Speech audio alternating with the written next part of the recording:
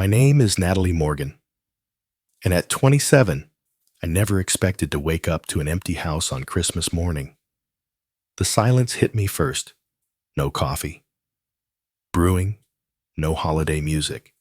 No voices, just stillness, where family chaos should be leftover. Breakfast, dishes in the sink, cars gone from the driveway, and not a single note explaining why our annual Christmas trip. 17. People for cars, and not one of them remembered me, or so they claimed. If you've ever felt invisible to the people who should see you, most let me know where you're watching from, and subscribe for what happened next. Growing up in the Morgan family meant you were never alone whether you wanted to be or not. My parents, Margaret and Thomas, had 3 children. My older sister Amanda, me in the middle, and my younger brother Kyle. Then, there were the aunts, uncles, and cousins, who might as well have lived with us, considering how often they were around being. The middle child was exactly like every stereotype you've heard. Amanda was the golden child, valedictorian, perfect in every way. Kyle was the baby, charming and spoiled, and me, I was just there, the reliable one, the one who remembered birthdays, organized gatherings, and kept the peace. When family tensions flared, our Christmas trips had been a tradition for 10 years.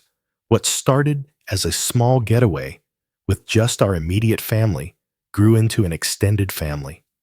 Extravaganza, aunts, uncles, cousins, and even some close family friends last year. We had 16 people. This year would be 17 with the addition of my sister's fiancé. I was always the family helper. Need someone to research locations? Ask Natalie. Need accommodations booked? Natalie will handle it. Need someone to remember everyone's dietary restrictions, medication, schedules, and entertainment preferences. That's what Natalie's for. Despite being overlooked, I cherished these trips last year. In the Smoky Mountains, we rented cabins side by side. Aunt Susan and I spent an entire evening baking cookies, while Uncle Robert taught the younger cousins card games. Mom actually complimented my Christmas tree decorations, and Dad asked my opinion on his retirement plans. For once I felt seen, but family dynamics shift like sand under the tide, and the past 6 months brought significant changes. Amanda got engaged to Ryan, a financial analyst with family money and connections. Their engagement party was an extravagant affair, with Mom crying happy tears and Dad boasting to everyone about his brilliant daughter. Kyle had been accepted to Princeton, his dream school. And suddenly, my parents became Princeton parents, wearing university gear and talking about when Kyle graduates, even though he hadn't even started classes yet. Meanwhile, my promotion to senior account manager at the marketing firm where I'd worked 4 years barely received a "that's nice" from Mom. Dad asked if it came with a raise, but seemed disappointed when I explained that the significant bump would happen after my 6-month review. New additions to our extended family had created shifting alliances too. Cousin Rachel had married Jackson, who quickly became my uncle's new fishing buddy. Aunt Karen had a new boyfriend, Terry, who bonded with my dad over their shared love of vintage cars. Everyone seemed to be pairing up or finding new connections, while I remained the family utility player, useful but not essential. Still, I was excited about this year's trip. I'd been promoted, saved up vacation days, and was ready to share my success with my family. Maybe this would be the year they'd see me as more than just the helpful middle child. This year's trip was my suggestion. A beautiful resort in the Colorado mountains. I found it, booked it, and as usual, put the $1,500 on my credit card with promises from everyone to reimburse me. At Christmas, the resort had private cabins surrounding a main lodge, an ice skating rink, ski trails, and a renowned restaurant for Christmas dinner. We had 3 family meetings about the trip. I presented activities, accommodation options, and transportation logistics, everyone seemed enthusiastic, especially about the snowmobiling and sledding options. We decided to drive rather than fly, making it a road trip. Adventure for vehicles would make the 20-hour journey splitting up family members in a way that would minimize the inevitable squabbles I handled. Most logistics. I created packing lists tailored to each family member. I researched and booked activities. I arranged the Christmas gift exchange. I even prepared card games and playlists for the drive. The reservation was under my name, paid with my credit card. I'd done everything to ensure this would be our best Christmas trip. Yet, looking back, the warning signs were there. I just didn't want to see them. Conversations would stop abruptly when I entered rooms. Text messages about trip details would go unanswered for hours, sometimes days. Smaller family gatherings happened without me being invited. 2 weeks before the trip, I overheard my mother and sister whispering in the kitchen. When I walked in, Amanda quickly changed the subject to Christmas cookies. When I asked what they were discussing, Mom just smiled and said, "Christmas surprise is nothing for you to worry about." A few days later, my mother asked to borrow my credit card as a backup for the trip. When I asked why, she became flustered and said, "In case we need to make changes to the reservation." Since the reservation was already in my name and on my card, the request made no sense, but I let it go. The night before departure, everyone was supposed to be ready by 7 in the morning. I stayed up until nearly 2, organizing last-minute details, wrapping a few final gifts, and making sure everything was perfect. I set my alarm for 5:30, planning to shower, and finished packing my toiletries before helping load the cars. When I woke up, sunlight was streaming through my blinds, bright high in the sky. Sunlight, my heart sank as I grabbed my phone. 9:15. How had I slept through my alarm? I jumped out of bed, already calling out apologies as I rushed toward the hallway. The house was silent. Not the peaceful silence of early morning, but the hollow silence of emptiness. I called out again, louder this time, hearing my voice echo back to me. "Mom? Dad? Is anyone still here?" I checked my parents' room. First bed. Made nothing on the nightstands, closet door open, with visible gaps where luggage had been. Amanda's room. Next, same thing. Kyle's room looked like a tornado had hit it, but his Christmas backpack and gaming console were gone. All the signs of the whirlwind. That was my brother preparing for a trip with each empty room. My chest tightened a little more.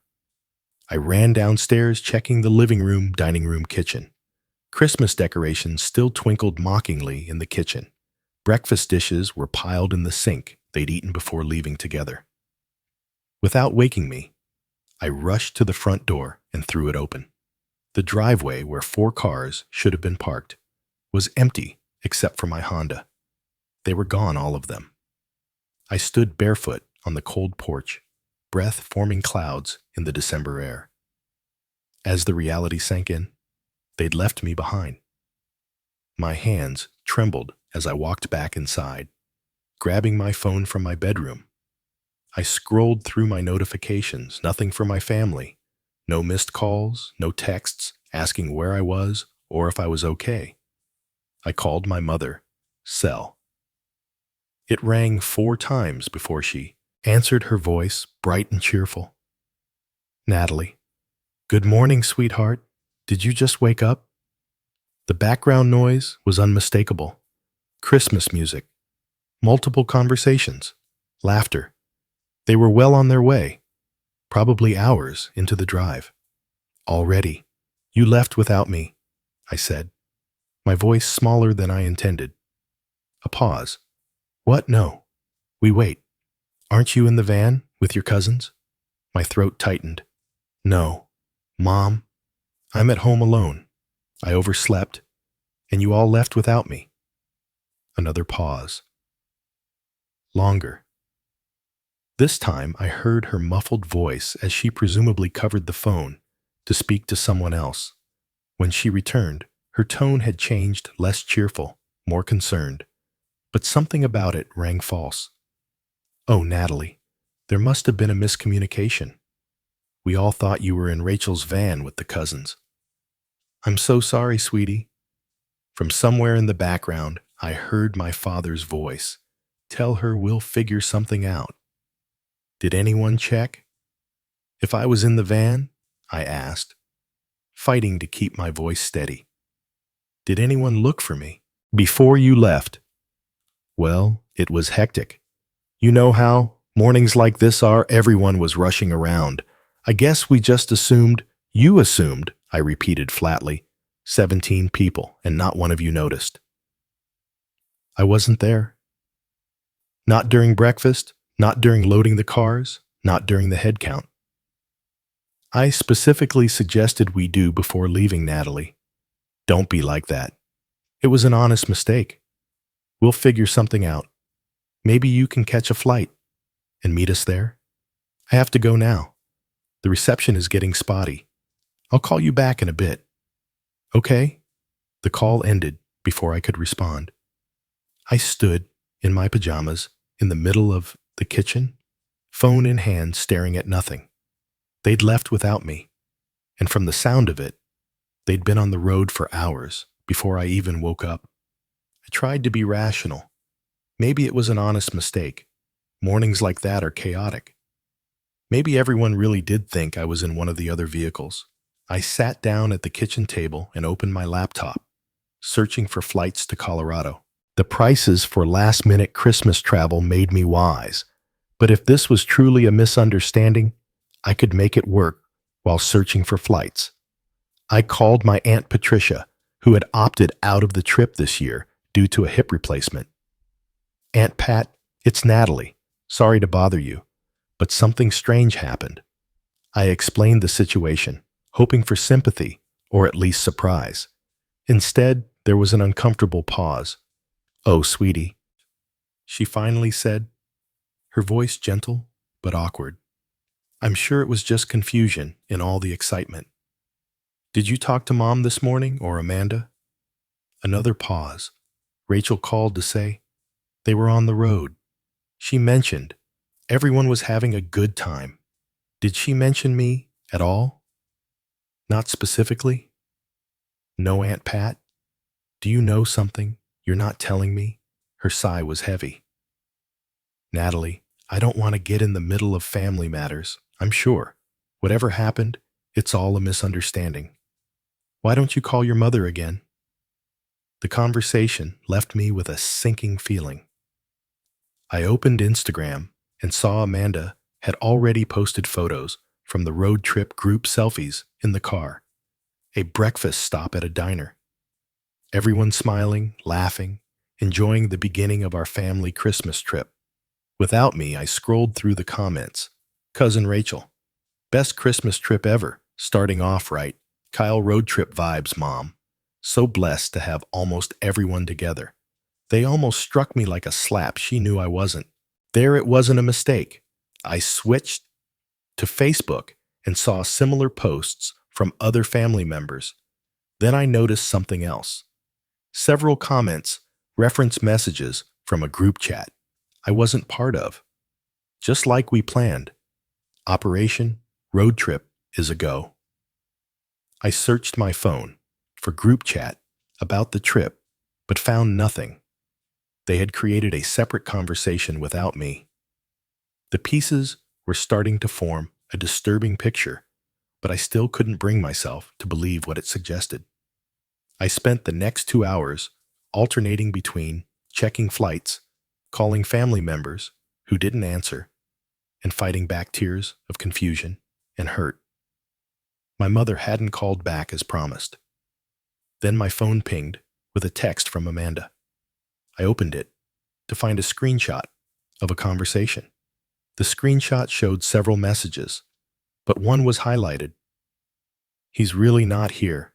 OMG. Our plan worked. Mom kept asking if we should wait, but I told her he was probably still sleeping. Got to admit, I feel a little bad, but after last year's drama, we deserve a peaceful Christmas. Below the screenshot, Amanda had typed, "Oops, wrong person, ignore that." I stared at the message, my mind struggling to process what I was seeing. He's not here. He, not she. They didn't even see me as a person, just a problem to be solved. And our plan worked, left no room for misinterpretation. This wasn't an accident. They had planned to leave without me, I replied, with just 2 words, "Merry Christmas." Then I put my phone down and let the tears I'd been fighting finally fall. 2 hours passed while I sat in stunned silence. Amanda's screenshot burned into my memory. He's really not here. OMG. Our plan worked. The words replayed on a loop, each repetition, a fresh wound. My family hadn't forgotten me. They had actively excluded me. My phone had been buzzing intermittently with messages from Amanda Natalie. "It's not what it looks like. Please call me so I can explain. That message wasn't about you. You're taking this the wrong way." I ignore them all. Instead, I opened my laptop and logged into our family's shared cloud storage. We used it for photos and documents, but also backed up conversations from various devices. Amanda was particularly bad about this, always selecting backup, everything whenever prompted, without considering what might be included in the folder. With her name, I found backup files of her text messages from the past month. I hesitated only briefly before opening them. What I found confirmed my worst fears, and then some. A series of conversations between Amanda and various family members about the Natalie situation. Plans to create a separate group chat without me. Discussions about how to ensure I wouldn't be included on the trip from Amanda to Mom 3 weeks ago. Do we really have to bring Natalie? Last year, she ruined Christmas with all her drama. Mom's reply. She did. Book everything, and it's on her credit card, Amanda. So we let her book it and then figure out a way to leave without her. Win-win. Another conversation, this time with Kyle Moms, worried about leaving Natalie behind. Kyle's response?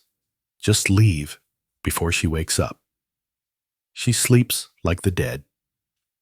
Anyway, by the time she realizes we're gone, we'll be halfway to Colorado. The most hurtful was a group text where they had actually voted on whether to include me. The final tally 3 for bringing me 12 against with 2 abstentions. My own parents had voted against me. Mom had initially defended me. She is family, and she did arrange everything. But she'd quickly given in to the group pressure. Suppose you're right. It would be more relaxing without having to manage her feelings all the time. Manage my feelings. I whispered to the empty room, the drama they referred to from last Christmas. That was when I'd finally stood up for myself after Cousin Mike made yet another joke about me being perpetually single. I'd calmly asked him to stop pointing out that his comments were hurtful. That was it. No yelling, no scene, just a simple request for respect. But apparently, that was too much drama for my family to handle. As I dug deeper, years of injustice surfaced in my memory. The time I gave up my bedroom. For a week, when relatives visited, sleeping on the couch, while Amanda refused to share her larger room. This summer, I worked 2 jobs to help pay for family expenses, when Dad was between positions, only to have my parents spend the money on a new car. For Kyle, when he got his license, the countless times my achievements were minimized while my siblings were celebrated. I remembered how last Christmas I'd offered to help Mom in the kitchen, and she'd snapped at me that I was doing it wrong, only to praise Amanda's identical technique. Minutes later, how Dad had interrupted me mid-sentence during the gift exchange to point out something Kyle was doing. how Aunt Susan had accidentally left me out of the family photo, and no one had noticed until I mentioned it. I'd always been the family scapegoat, but until now, I'd never realized how deliberate it was. I'd given them the benefit of the doubt, made excuses for their behavior, rationalized that families are complicated and no one is perfect. I thought about the financial sacrifices I'd made for them when my parents struggled with mortgage payments 3 years ago. I'd given them $8,000 for my savings money. I'd been putting aside for a down payment on my own place. That loan was never repaid when Kyle needed a laptop for school. I bought it when Amanda's car needed repairs. I covered them. And this trip, the $1,500 booking that I had placed on my credit card every year, I handled the booking. And every year, the family promised to reimburse me at Christmas. Sometimes they did partially. More often, excuses were made about tight budgets and promises of paying me back soon that never materialized. I tried calling different family members. My father's phone went straight to voicemail. Texted that he was in the middle of something and would call later. Aunt Susan read my message but didn't respond. Uncle Robert's phone rang and rang with no answer. Finally, Cousin Rachel picked up Natalie. "Hey, what's up?" "Rachel, I need you to be honest with me. Did everyone intentionally leave without me this morning?" A long pause. "I don't know what you're talking about. Please don't lie to me." "Not you too," she sighed. "Look, it wasn't my idea. Okay." Amanda and Kyle organized the whole thing. They said, "You're always complaining and making everything difficult." They convinced everyone it would be more fun without you, and you went along with it. What was I supposed to do? It was majority rule. You could have stood up for me. You could have at least warned me and risked being excluded too. "I'm sorry, Natalie. That's just how family dynamics work. Sometimes I hung up without saying goodbye. Then I went to my childhood bedroom, closed the door, and broke down completely. Years of being overlooked, dismissed, and taken for granted crashed over me like a tidal wave. I curled up on my bed and sobbed until my throat was raw and my eyes burned as the December afternoon darkened into evening. I cycled through shock denial and bargaining. Maybe if I apologized for whatever perceived wrongs I'd committed, they'd welcome me. Maybe if I offered to stay in a separate cabin and give them space, they'd let me come. Maybe if I tried harder to be what they wanted, they'd finally accept me. But as night fell, those thoughts gave way to anger. White-hot, clarifying anger that burned away the fog of self-doubt I'd lived in for so long. After hours of crying, I felt strangely calm, empty, but clear-headed. I called Rachel back. "I need the complete truth," I said when she answered. "No sugarcoating, no protecting anyone's feelings." "What exactly did they say about me?" Rachel hesitated, then sighed. "They said you're too sensitive, that you make everything about yourself, that you're controlling about the trip details, and it's exhausting," Amanda said. "Holidays would be more relaxing without you there, questioning everything and getting your feelings hurt." "And my parents, what did they say?" "Your mom tried to defend you at first, but Amanda kept bringing up last Christmas, calling it the incident. Eventually, your mom agreed it might be easier without you. Your dad just went along with whatever your mom decided, and the plan was what exactly to leave before you woke up. Tell you, it was a mistake if you called claim. They thought you were in another car. By the time you figured it out, we'd be too far away for you to join us." The confirmation hit like a physical blow. But I remained calm. "Thank you for being honest now. Natalie, I'm sorry. I should have said something." "Yes, you should have," I replied. Then ended the call. I sat on the edge of my bed, letting the full weight of my family's betrayal sink in. Not just today, but years of it. Years of being the responsible one, the reliable one, the one who gave and gave while receiving so little in return. Years of telling myself it was normal, that family relationships are complicated, that love isn't always expressed in obvious ways. But this wasn't love. This was exploitation. This was emotional abuse. This was a family that had decided I was worth less than the others, that my feelings didn't matter, that I could be discarded when inconvenient enough. I whispered to my empty room. Enough? I moved to my desk and opened my laptop again. I navigated to the resort's website and logged into my account. There it was, the reservation. In my name, $1,500 for the premium Christmas package. 6 cabins around a central lodge. All activities included, special Christmas dinner and events, the works I'd been saving for this trip all year. The family was supposed to reimburse me their shares when we exchanged gifts on Christmas Eve, as was our tradition. But another dive into Amanda's backed-up messages revealed they had no intention of doing so. Natalie won't cancel the reservation, even if she finds out Kyle had written. She cares too much about what everyone thinks.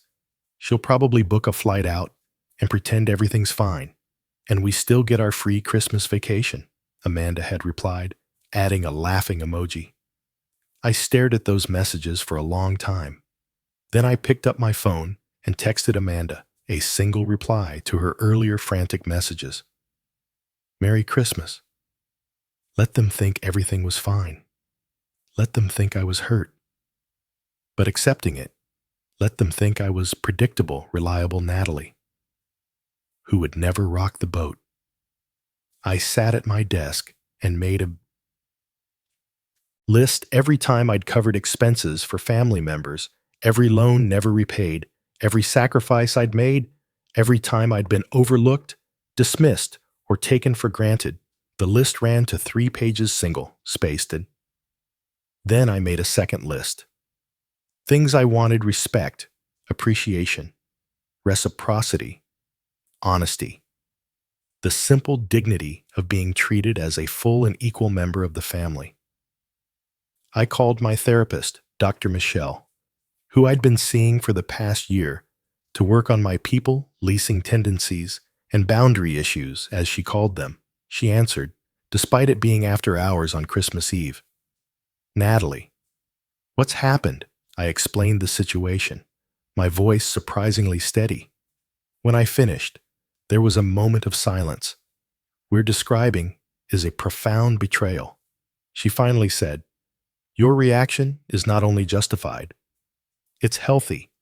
The anger you're feeling is appropriate. The question is, what do you want to do with it? I want to stop being a doormat. I want consequences for their actions.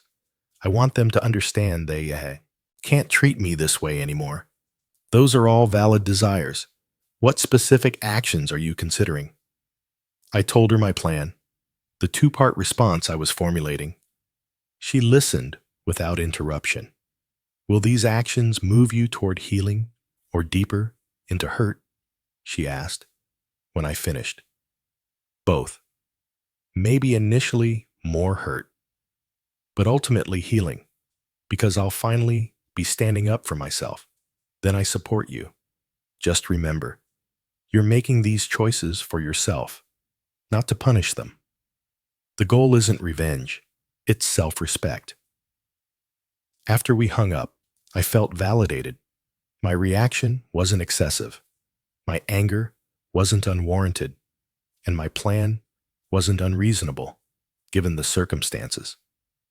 I opened the resort's website again and clicked Contact Us. Then I picked up my phone and dialed the number. Pinterest Mountain Resort. This is Melanie speaking. How can I assist you? Hi, Melanie. My name is Natalie Morgan. I have a reservation for 6 cabins beginning tomorrow, December 25th. Yes, Miss Morgan. I have your reservation here, the premium Christmas package for 17 guests. Is there something I can help you with? I need to cancel the entire reservation. Oh, I'm sorry to hear that. May I ask the reason for cancellation? We might be able to accommodate changes instead. I hesitated only briefly. The reservation was for a family trip, but there's been a change of plans. The family decided to exclude me after I'd already paid for everything. A pause. I see. I'm very sorry to hear that. Her voice had softened with genuine sympathy. Let me check our cancellation policy for your booking. I heard keyboard clicks in the background. Normally, our Christmas packages are non-refundable this close to the date, but given the circumstances, let me speak with my manager. I was placed on hold for several minutes. When Melanie returned, her voice was warm. Miss Morgan, my manager has approved a full refund to your credit card. The funds should be returned within 3 to 5 business days. Thank you, I said. Relief flooding through me.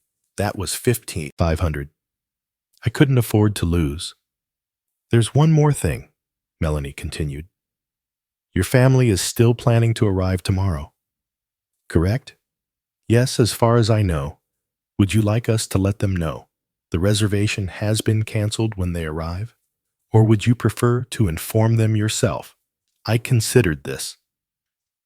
Actually, if it's not too much trouble, I'd prefer if they found out when they arrive. Another pause. I understand. We can certainly handle that discreetly. Thank you, Melanie. You've been very kind. You're welcome, Miss Morgan. And if I may say so, I hope you find a way to enjoy your holiday, despite these difficult circumstances. After hanging up, I felt a weight lift from my shoulders. Step 1, complete now. For step 2, I set my alarm for 6:30 the next morning, then began gathering what I would need: documents proving property ownership, financial records, keys, my passport, personal, mementos I couldn't bear to lose as I worked. I booked a solo vacation to Bali, departing the following evening. I'd always wanted to go, but had never prioritized my own travel dreams over family obligations. The irony wasn't lost on me that I'd be spending about the same amount on my solo trip as I'd been prepared to lose on the family trip. I wrote a detailed letter to my family, explaining exactly why I was taking these actions, careful to focus on facts rather than emotions. I set up an automatic email to be sent to all of them. Once I was on my flight, then I made 2 final calls. One to a locksmith who charged extra for Christmas Day service, and one to a moving company that advertised anytime, anywhere availability. Both confirmed they could meet my needs at premium holiday rates. Of course, money well spent, in my opinion. As I finally went to bed, in the early hours of Christmas morning, I felt something I hadn't expected: peace. Tomorrow would be difficult, but necessary, and for the first time in my adult life, I was choosing myself over everyone else's expectations and demands. My alarm buzzed at 6:30 sharp on Christmas morning. I'd slept surprisingly well, waking with purpose and clarity rather than the fog of sadness. From the day before, I showered, dressed in comfortable clothes, and ate a quick breakfast. Then I got to work. The locksmith arrived at 7:30, right on schedule. An older man named Frank who didn't ask questions beyond what was necessary for the job. I explained that I needed all the locks changed on the house, including the front door, back door, side entrance, and garage. He nodded and got to work. Family issues? He asked, about halfway through, his tone conversational rather than judgmental. You could say that, I replied. He nodded again. Holidays bring out the best and worst in families. Been married 42 years. And my wife's family still drives me to change the locks. Every now and then he winked, and I found myself smiling for the first time in what felt like days. By 9 Huzuro, Frank was done. He handed me the new keys and wished me a Merry Christmas. I thanked him sincerely and added a generous tip to his already substantial holiday rate. The moving company arrived at 9:30. Two strong young men named Derek and Justin, who looked like they'd rather be anywhere else on Christmas morning, but remained professionally cheerful. I directed them to help me move certain items from the house to the garage, my parents' clothing, personal items, and some furniture. Kyle's gaming setup, Amanda's extensive beauty collection, and designer clothes. We're doing some renovations, I explained, when Justin raised an eyebrow at the unusual task. The family's away, and I want to surprise them with the progress. When they return, they worked efficiently, and by 11 Hasuru, the garage was neatly stacked with labeled boxes and furniture items. I placed a large envelope on top containing my letter and the new house keys, then locked the garage with its separate key, which I would leave in a hidden spot only the family knew about. Inside a house, I set up the small security cameras I'd ordered with express delivery earlier in the week. One covering the front door, one for the back, and one in the main living area, all connected to an app on my phone that would allow me to monitor the house remotely. Next came the financial untangling. I logged into our shared family account and transfer my portion to my personal account. I removed my credit card information from all family subscription services. I changed passwords on accounts that were technically mine, but that the family had been using freely by early afternoon. My suitcase was packed for Bali. The house was secured, and everything was in place for the family's eventual return. I took one last walk through the home I had shared with my parents for most of my adult life, not out of financial necessity, but out of a misplaced sense of duty and connection. The house had been left to me by my grandmother 5 years ago, much to everyone's surprise, including mine. She'd always had a soft spot for me, perhaps recognizing a kindred spirit in the family. Overlooker, I'd invited my parents to continue living there, never charging them rent despite taking on the mortgage payments myself. Another fact, conveniently forgotten when family finances were discussed, as I stood in the entryway, keys in hand, my phone began buzzing with incoming calls and texts. They'd arrived at the resort and discovered the canceled reservation right on schedule. I didn't answer immediately, taking my time to lock up and load my suitcase into my car. Then I sat in the driveway and began reading through the messages. Mom, Natalie, there's been some mistake with the reservation. Please call me immediately. Dad, your mother's upset fix. Whatever you did with the resort booking. Amanda, what did you do? They said. You canceled everything. Call me now. Kyle, WTF. Natalie, there's nowhere to stay and everything's booked. Aunt Susan, we're all standing in the resort lobby with nowhere to go. Please call someone, and so on. Message after message of increasing panic and anger. No acknowledgement of what they'd done, just expectations that I would solve the problem I'd created. I scrolled through them all, then typed a single reply to the family group text, the one I hadn't been included in until this emergency. I know you plan to leave without me. I know you never intended to reimburse me for the trip. I've canceled the reservation and received a full refund. Enjoy your Christmas. The response was immediate and overwhelming. My phone rang and rang with incoming calls, which I declined, one after another.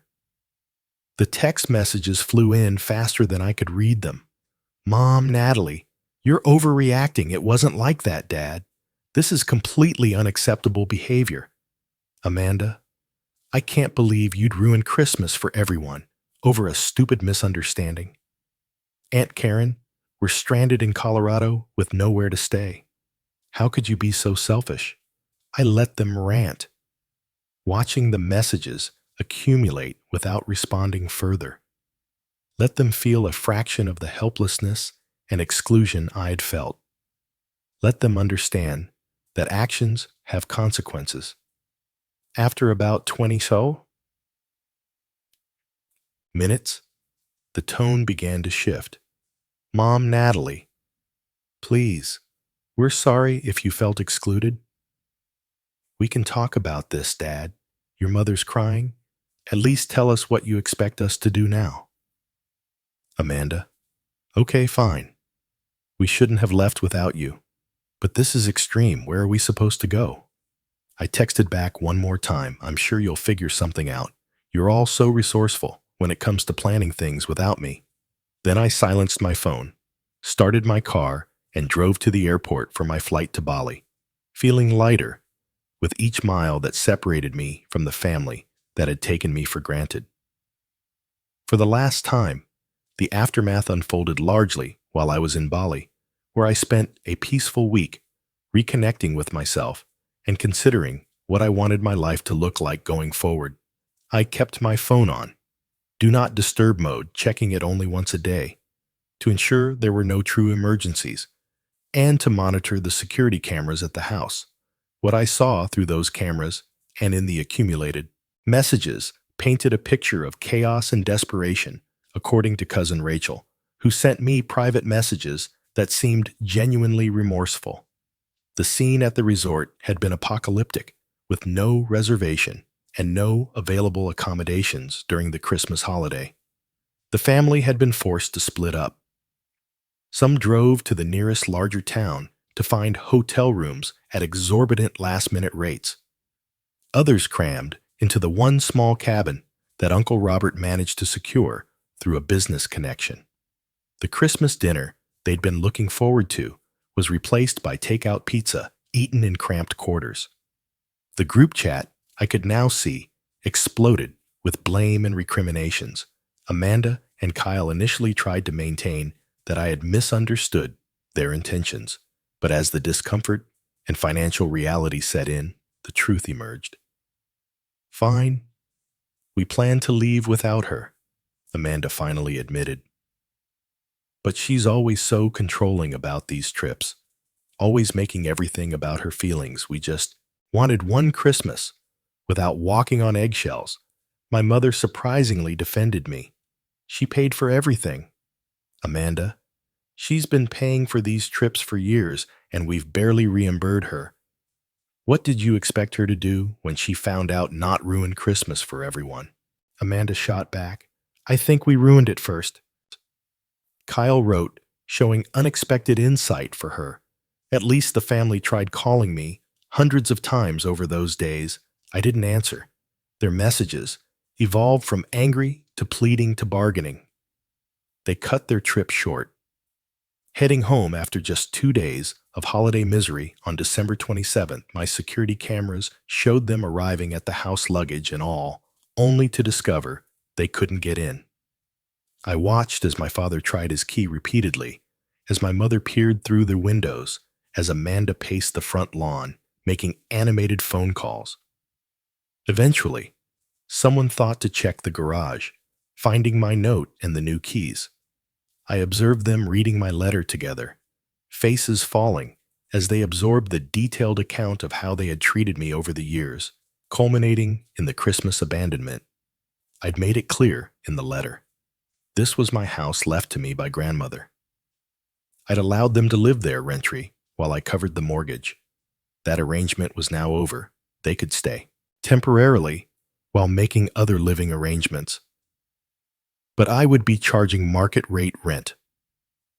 Beginning February 1st, when I finally returned from Bali on January 3rd, refreshed and resolute, I was prepared for the confrontation that awaited me. I pulled into the driveway, noticing all their cars were present. They'd known I was coming home today, The rent conditions I'd outlined required us to meet. They were waiting in the living room, a tableau of familiar faces wearing unfamiliar expressions, uncertainty, anxiety, even fear, not emotions, my family, typically directed at me. Natalie, my mother began rising from the couch. We need to talk about what you've done. No, I said calmly, remaining standing just inside the doorway. We need to talk about what you've all done for years. This is ridiculous, Amanda interjected. So we left, without you on a trip. It was immature, fine, but changing the locks, threatening to evict your own family. Who does that? Someone who's finally had enough, I replied. Someone who's tired of being exploited and taken for granted. Someone who's setting boundaries that should have been set long ago. Exploited? My father scoffed. That's a bit dramatic, don't you think?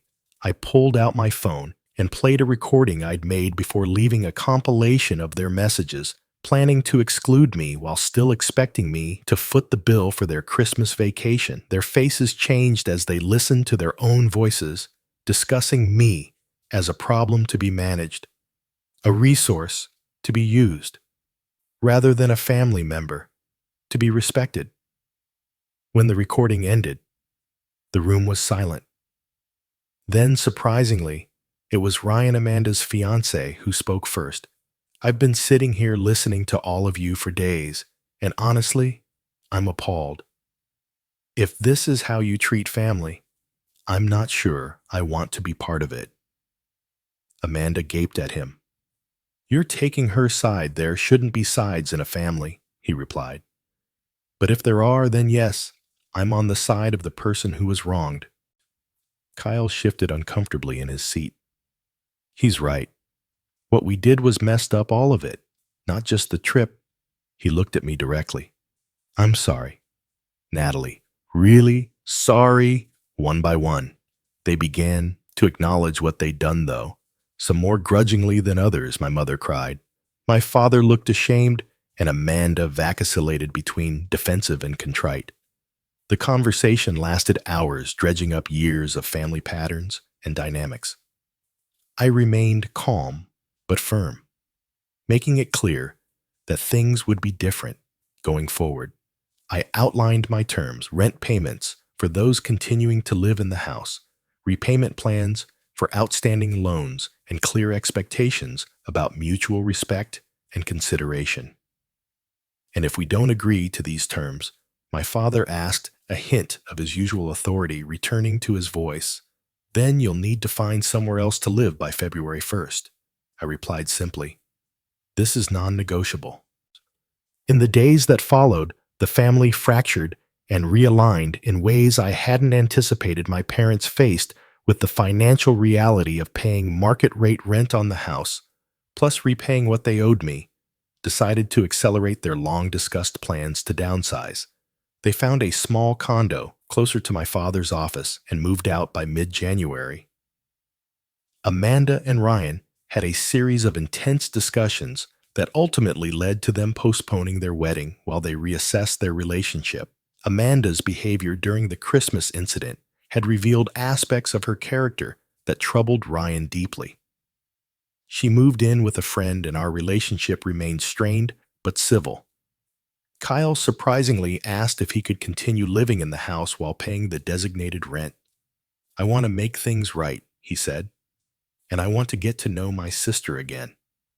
We established a genuine roommate relationship that slowly evolved into a real sibling bond. Extended family members reached out, individually. In the weeks that followed, some apologized, sincerely acknowledging their role in the family dynamics that had marginalized me. Others remained distant, uncomfortable with the disruption to the status quo. Aunt Susan never spoke to me again. Uncle Robert sent a heartfelt letter of apology and a check covering what he estimated he'd cost me. Over the years, Cousin Rachel and I began meeting for coffee regularly, rebuilding our relationship on more equal footing. My parents struggled to adjust to the new reality, but made genuine efforts. My mother called weekly, careful to ask about my life and interests, rather than just talking about herself.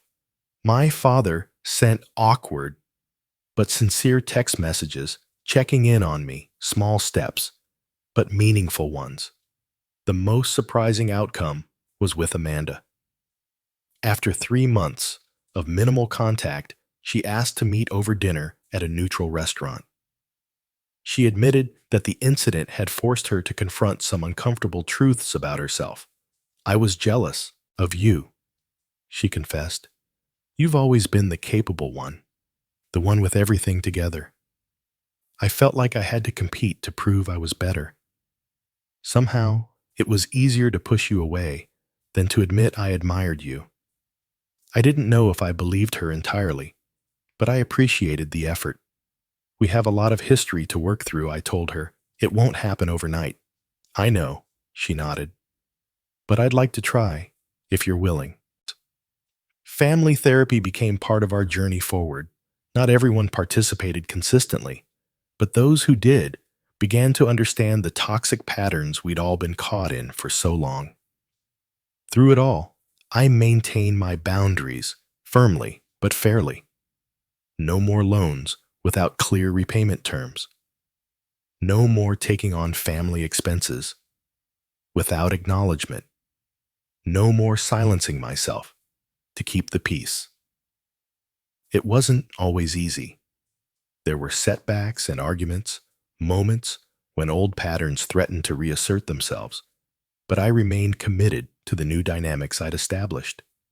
And slowly, a different kind of family relationship began to emerge from the ashes of the old one. 6 months after the Christmas incident, I sat in Dr. Michelle's office for what would be one of our final regular sessions. I'd been working intensively on my recovery from family trauma, building a stronger sense of self-worth, and establishing healthier relationships. "How do you feel about your progress?" she asked. I considered the question, carefully lighter. I finally said, "Like I've put down a burden I didn't even realize I was carrying. I still have moments of doubt and guilt, but they're less frequent now. And I'm getting better at recognizing when I'm falling into old patterns. The journey hadn't been easy after setting those initial boundaries. I'd gone through periods of intense grief for the family relationship I'd always wanted, but never had. There were days I questioned my decisions, wondered if I'd overreacted, felt guilty for causing pain to people I loved. Despite everything, but therapy helped me recognize those thoughts as conditioned responses from years of emotional manipulation. Michelle guided me through techniques to acknowledge those feelings without letting them dictate my actions. "And your support network," she prompted. "Growing stronger every day," I replied with a smile. "My friends have been amazing, especially once I started being honest about my family situation instead of making excuses for them. I've reconnected with college, friends I'd lost touch with, and I've made new connections through that photography class I started taking. Building a non-family support network had been crucial to my healing for too long.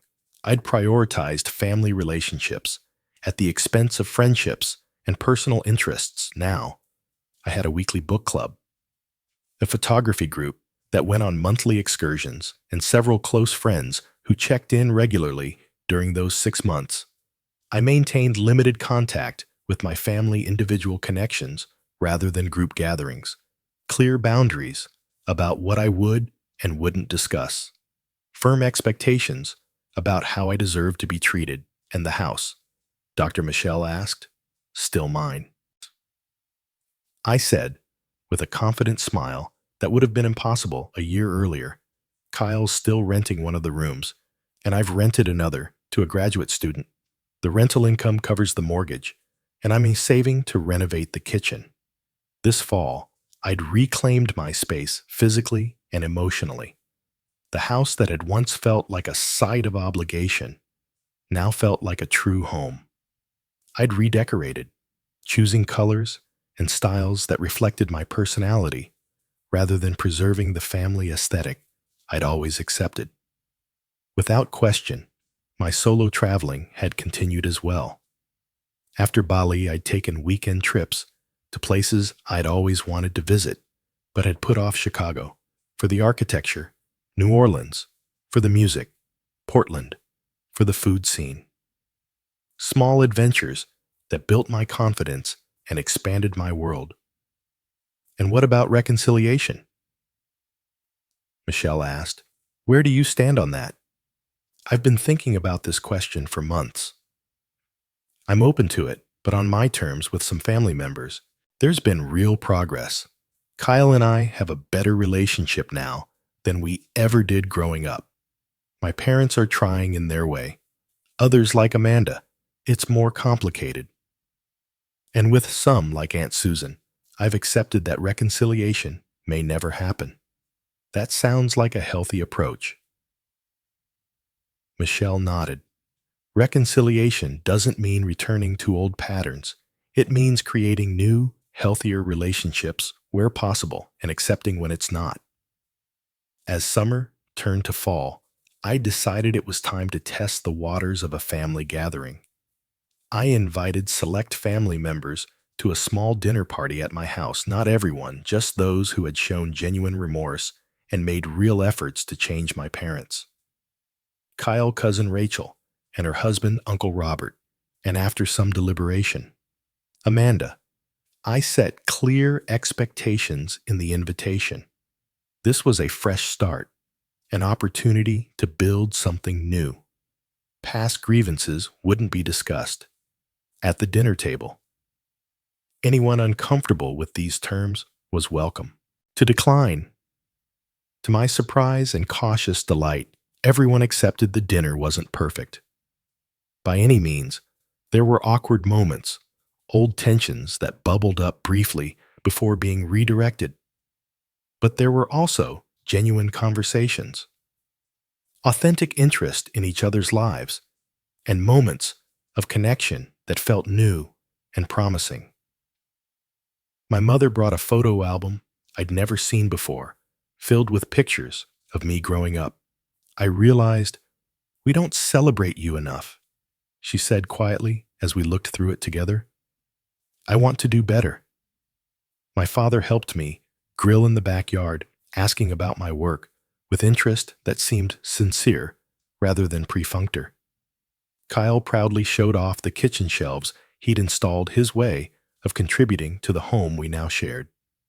Amanda brought a peace offering, a framed photo of us as children, arms around each other, smiling without complexity or competition. I found this while packing, she said. I'd forgotten. We used to be friends after dinner. As we sat in the living room with coffee and dessert, my father raised his cup in a toast to Natalie. He said, for having the courage to demand better from all of us. We didn't deserve a second chance, but we're grateful for it. The acknowledgement brought unexpected tears to my eyes, not from lingering pain, but from the recognition that true healing was possible, even if the relationship would never be what I'd once hoped for. Hoped for that Christmas was different from any other. In my memory, smaller, more intimate, held at a neutral location rather than the family home. Everyone contributed equally to the expenses and preparations. There were no dramatic exclusions, no manipulation, no taking anyone for granted. We exchanged thoughtful, personal gifts rather than expensive displays. We shared memories, both difficult and fond. With new honesty, we acknowledged the journey we'd been on and the work still to be done. Not everyone from the original group was there. Some relationships had proven too damaged to repair, at least for now. Aunt Susan sent a card, but declined the invitation. Some cousins chose to celebrate elsewhere, but those who came seemed genuinely committed to creating something healthier than what had existed before. As I drove home that evening, I reflected on the journey from last Christmas to this one, from the devastating discovery of intentional exclusion to the careful reconstruction of relationships worth saving, from being the family doormat to a woman with boundaries, self-respect, and the courage to demand better. The deepest lesson I'd learned wasn't about family dynamics or even about standing up for myself, though. Those were important. It was about the difference between love that diminishes and love that enhances, between relationships that drain your spirit and those that fill it, between accepting scraps of affection and requiring genuine respect. Sometimes love requires distance. Sometimes healing means letting go. Sometimes the family you need isn't the one you were born into, but the one you build around you, person by person, connection by connection. I don't regret what I did that Christmas morning when I canceled the reservation and changed the locks. It was the most difficult decision I'd ever made, but also the most necessary. It wasn't about revenge, but about finally valuing myself enough to require better treatment. Some might call it extreme. I call it the first day of a new life. A life where I matter, where my feelings count, where love is demonstrated through actions, not just claimed in words. If you're watching this and recognize yourself in my story, please know you're not alone. Family relationships are complex, but they should never come at the cost of your self-worth. Setting boundaries isn't selfish, it's essential. And sometimes the bravest thing you can do is walk away from what hurts you, especially when it's family. Have you ever had to set difficult boundaries with loved ones? What was your turning point? Share your experience in the comments below. If this story resonated with you, please subscribe for more authentic conversations about family dynamics and personal growth. Your support helps this channel reach others who might need to hear they're not alone. Thank you for listening, and remember, you deserve to be valued, respected, and truly seen.